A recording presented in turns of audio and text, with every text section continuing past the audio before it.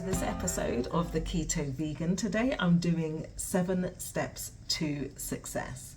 So the first step, I'm just going to summarize them quickly. The first step is how to be really prepared. Second step is to be really strict to start. Step 3, get urine analysis strips and test your urine to see if you've got ketones going through. Know about keto flu symptoms, that's number 4. Number 5, what supplements can you have, should you have? Step 6 for success is choose your vegan proteins really wisely. And the final step to success, number 7, is about the podcasts and the episodes that I've done in the past to help you out. Enjoy the episode. Step 1, be really, really prepared, as in so prepared. Don't just get started tomorrow or the next day. Do your research. When I started, I was a meat eater, and so I used the website dietdoctor.com. I don't know how I found it, but I did, and it was so helpful. You have 30 days free access, and then you pay a monthly fee if you want to. So I looked at loads of menus, got loads of knowledge and understanding from there. So that might be worth having a look at. But then when it comes to doing the recipes, you might get a little bit confused about the proteins, especially because they use a lot of eggs, and what plant proteins that you can use. Depending where you live in the world will determine what plant proteins you can have. There's links to some sites underneath, some vegan proteins.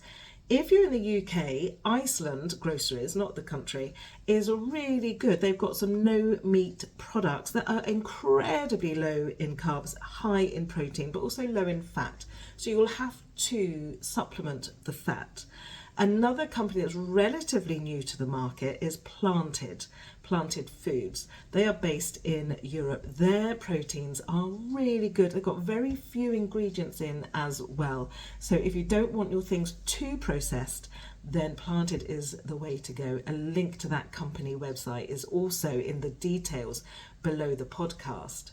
Also, look at my keto food list. I have got over 200 products on there, as I think, oh, how many grams of carbs or proteins or fiber has this got in? I add it to the list. And you can also sort the list into alphabetical, high protein, high fat, high carbs, and so you can do lots of editing on that. It's a really helpful list, and I'm adding to it all the time. So I will give you access to that. You just need to ask. And also with this be prepared tip, number 1 is batch cook. Honestly, batch cook. So each month I get in loads and loads of foods. I do big batch cooking, and I put it in little pots and put it in the freezer. And the second step to success is don't have a day off. It's as simple as that. You have got to be strict to start. If you've been eating sugar and carbs and whatever, your body won't be burning fat efficiently for a few days. If you have a day off, as people like to on a diet, and you eat carbs, your body goes back to not burning ketones again, and it takes 3 to 4 days to build that up again.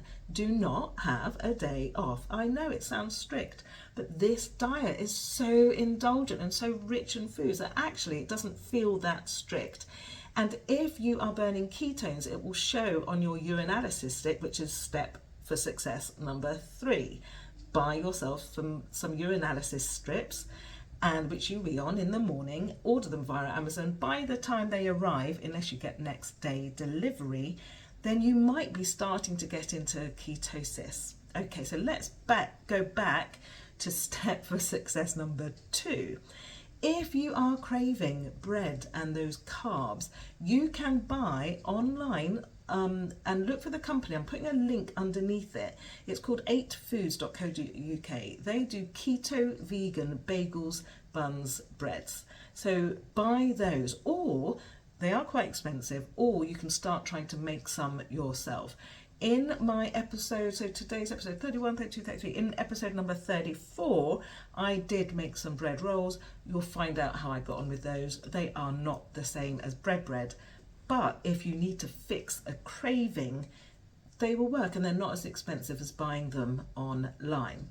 If you really, really have to have carbs because you want to just experience carbs, wait until you've hit your first target. So maybe you want to get into ketosis and measure those ketones and be really strong for a week, or maybe it's a weight goal or a waist width goal or whatever. Make your targets reasonable. Once you've hit your first target and you still really want those carbs, then by all means have carbs.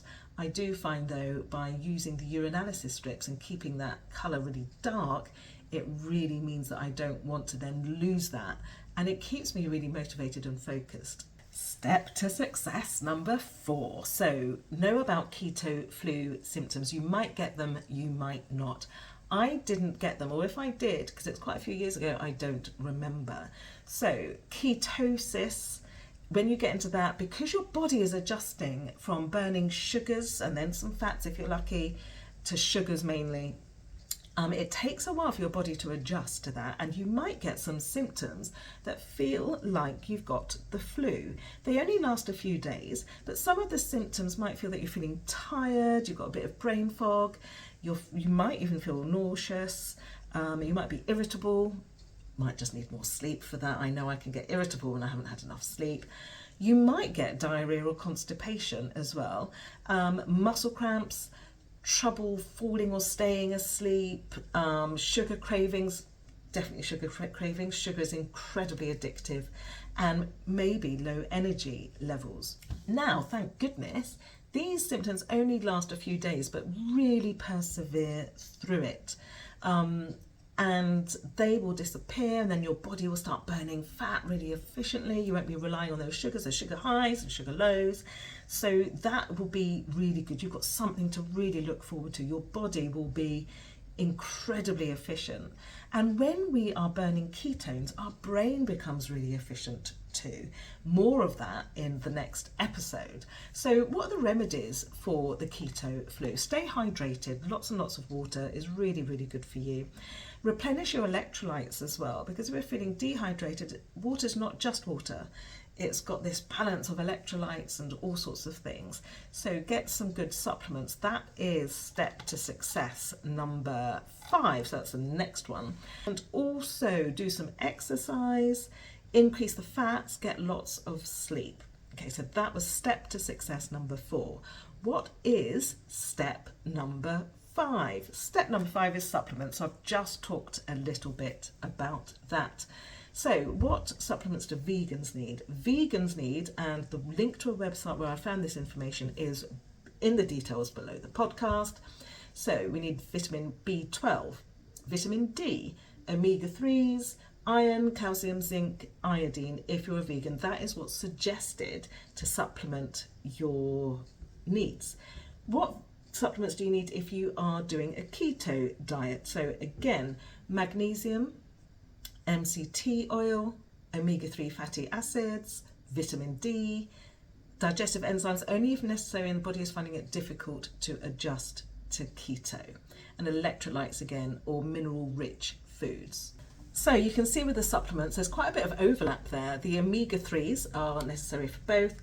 B12 is really important for vegans, but loads of foods now are supplemented with B12, and vitamin D. Everybody needs vitamin D, especially in the winter months. Step for success number 6, choose your vegan proteins wisely.